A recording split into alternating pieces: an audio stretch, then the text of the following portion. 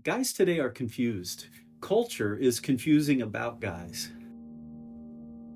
What do? I minister to men of all ages.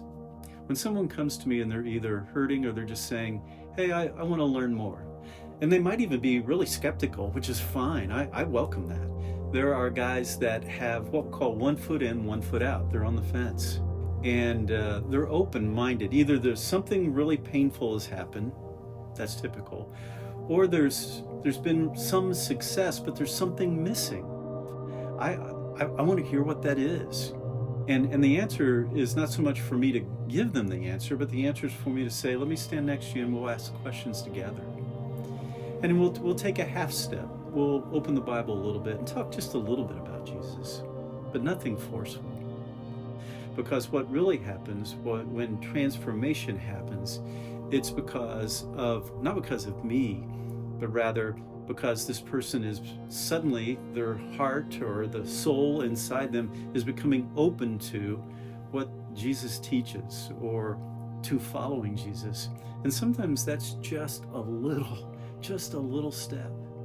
And when you have questions about that, let's discuss so that we can sift out what are maybe false assumptions or cultural descriptions or definition of what it means to be a man of faith, someone who follows Jesus. That's actually the fun part. It really is. Because then you're more so being invited in. And that means be a trusted, caring guy next to someone who is hurting or who's missing something in life. Because in our culture today, it is common for someone to say, I've had enough. I've had enough of work, of a relationship, and I'm just worn out. I don't know what to think. I don't know what to do. And so let's talk about that a little bit more. Your relationship with your wife, or your girlfriend, fiance, your relationship with your family, with coworkers.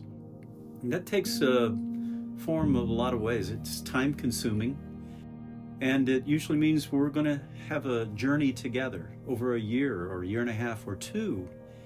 And it's not forcing myself or any form of following Jesus on them, but rather standing next, supporting, encouraging, coaching too.